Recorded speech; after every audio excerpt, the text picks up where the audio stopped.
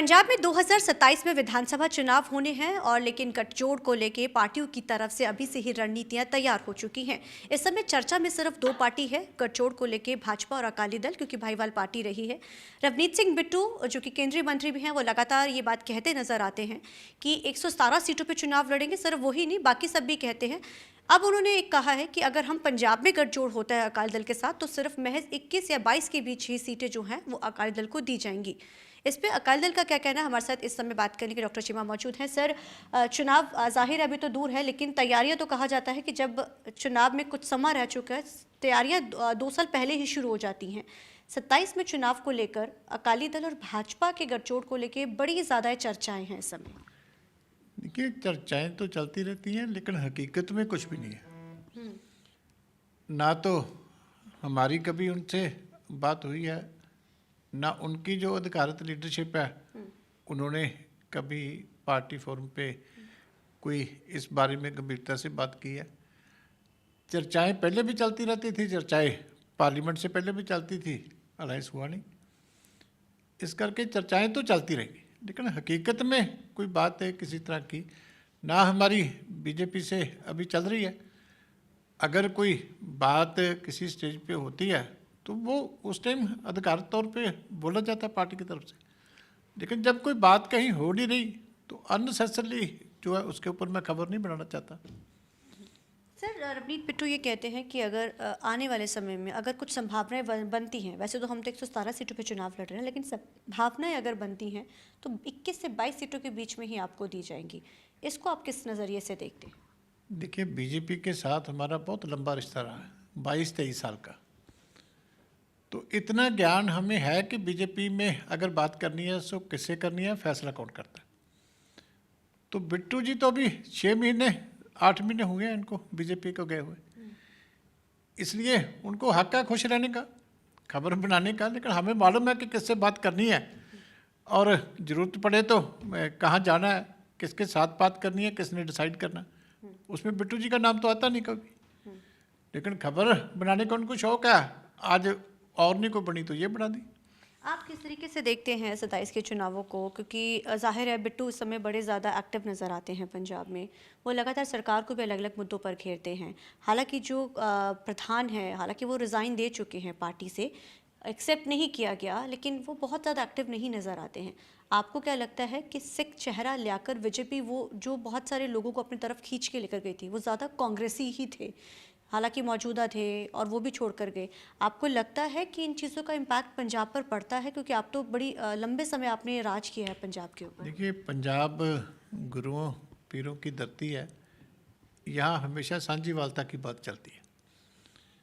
जब पहले 23 साल हमारा बीजेपी के साथ रिश्ता रहा तो तब कोई सिख चेहरा तो नहीं था, सारे जो है उनके हिंदू चेहरे थे।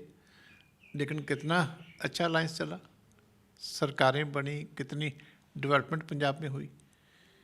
ये कुछ लोग अपनी मेरिट को बढ़ाने के लिए कोई प्रभाव अपना देने की कोशिश करते हैं, कुछ आगे आने के लिए, अपना कोटा फिक्स कराने के लिए कोई ऐसी बातें करते हैं। लेकिन पंजाब गुरुओं की धरती है, यहाँ हमेशा साझीवालता की बात होती है। मेरिट के ऊपर ही लोग फैसले करते हैं, इन चीज़ों के ऊपर तो लोग कभी जाते भी नहीं हैं। सिर्फ किसान लगातार पंजाब में आज दिल्ली के, चंडीगढ़ के लिए मार्च के लिए आज निकले हुए हैं, सभी बॉर्डर्स को सील किया गया है। आप इसको किस तरीके से देखते हैं? क्योंकि बैठक ज़रूर हुई थी, लेकिन जिस तरीके से किसानों का रुख रहा तो सीएम ने भी अपना रुख कड़ा किया। देखिए, पहले तो बीजेपी किसानों को दबाने की कोशिश करती थी, लगातार कर रही है, अभी तक चल रही है। उस टाइम ये गुप्त तरीके से बीजेपी के साथ जो भगवंत मान जी हैं वो उनका साथ देते थे, साथ पूरा देते थे, लेकिन आगे चेहरा बीजेपी का रहता था, ये अंदर से नुकसान करते थे।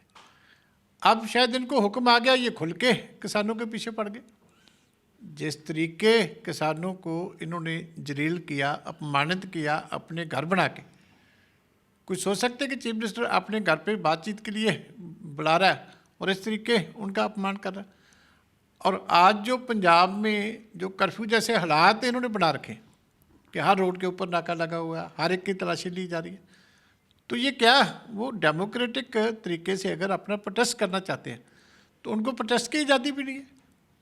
सर, लेकिन ये लोग जो खुद एजिटेशनों से राज में आए थे, आज इतना भी बर्दाश्त नहीं करते कि कोई पार्टी पीसफुली जाके तो अपनी मांगों के लिए जो है अपना हक जो है रख सकती है। सर आपको नहीं लगता कि ऐसे जैसे उन्होंने कहा कि आम लोगों को जाहिर है सर अब तो लोग भी खुलकर ये चीज़ें खुलकर बोलने लगे हैं, इंडस्ट्रियलिस्ट भी ये बोल रहे हैं कि काफ़ी दिक्कतों का सामना करना पड़ रहा है कि अगर आपको कोई चीज़ रखनी है तो एक वे आउट होता है।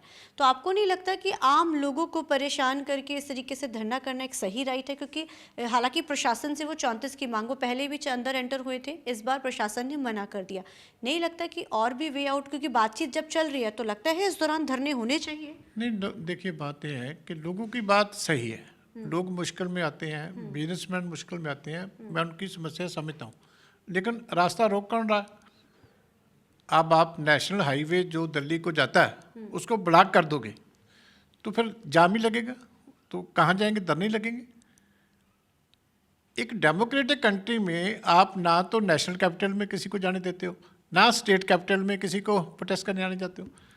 पहले इतने साल डेमोक्रेसी चली है, इसी तरीके से चलती है कि लोग ट्रकों के ऊपर, बसों के ऊपर, ट्रालियों के ऊपर कैपिटल के लिए चलते हैं, लोग रोड पे चलते रहते हैं, वो कैपिटल में आके किसी न किसी ग्राउंड में अपना प्रोटेस्ट करके वापस चले जाते हैं। जाम लगवा कौन रहा है? यहाँ स्टेट गवर्नमेंट ने ये काम शुरू कर दिया, उधर सेंट्रल गवर्नमेंट जो है दिल्ली पंजाब के लिए बैन करके बैठी है। कौन सा ऐसा देश है जहाँ डेमोक्रेटिक प्रोसेस है और कैपिटल में आके लोग प्रोटेस्ट नहीं कर सकते? ऐसी भी कोई फिर कैसी डेमोक्रेसी है ये? रोकती ही सरकार है, रास्ते आप ब्लॉक करते हो, ब्लेम जो है एजिटेटर के ऊपर देते हो। आप रास्ता नहीं ब्लॉक करते तो आगे निकल जाता। यहाँ धरने क्यों लगे हैं? क्योंकि आगे आपने रास्ता ब्लॉक कर दिया। तो ये गवर्नमेंट जिम्मेवार है इनके लिए। गवर्नमेंट एक तरीका अपनाए। उन्होंने कल बोला था कि हमें जगह अलाट करो। यहाँ तो एक अच्छी बात हो रही थी कि वो कह रहे कि हम प्रोटेस्ट करना चाहते हैं, आपकी चॉइस है, आप हमें जगह अलाट कर दो। 2 जगह उन्होंने बताया, एक सेक्टर 34 एक और जगह। अगर आप दोनों में से नहीं दे सकते, कोई तीसरी जगह उनको आप बता देते कि यहाँ बैठ जाओ। कोई ना कोई डेमोक्रेटिक कंट्री में जगह तो होनी चाहिए। डिस्ट्रिक्ट में डीसी के ऑफिस में बाहर लोग प्रोटेस्ट करते हैं तो धरने के लिए जगह उनको देनी पड़ती है। जगह आपने प्रोवाइड करानी, आप जगह प्रोवाइड कर दो, रास्ते में ना रोको, लोग जाएंगे, निकल जाएंगे, जाके वहाँ बैठ जाएंगे, अपना प्रोटेस्ट खत्म करेंगे, अपने घरों को चले जाएंगे। अगर आप हर जगह बैरिकेडिंग कर दोगे तो जाम लगेंगे।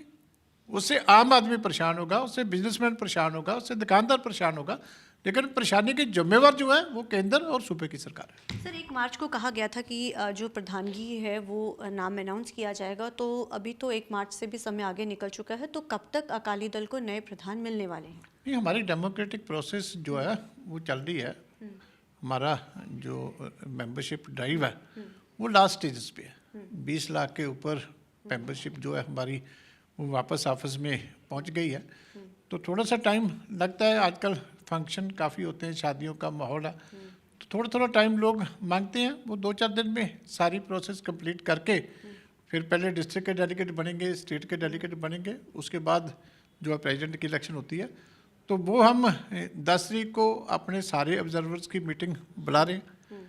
वो डेट्स तय करेंगे कि किस दिन पहले डिस्ट्रिक्ट के और स्टेट के डेलीगेट की इलेक्शन होगी, और उसके बाद फिर जो है जो हमारे प्रेसिडेंट इलेक्ट होते हैं उनकी डेट हो जाएगी। ज़्यादा टाइम नहीं लगेगा क्योंकि सारा काम ऑलमोस्ट अब कंप्लीट है। ठीक है sir, thank you so much. तो इधर हमारे साथ बात करें डॉक्टर चीमा, जिन्होंने बोला ज़्यादा समय तो नहीं लगेगा, जल्द तय कर दिया जाएगा। अब देखना बड़ा अहम रहेगा कि अकाली दल को नया चेहरा मिलता है या सुखबीर सिंह बादल के ऊपर एक बार फिर से जो मुहर लगती है। कैमरामैन अलजिंदर के साथ चंडीगढ़ से TV9 के लिए अमनप्रीत कौर।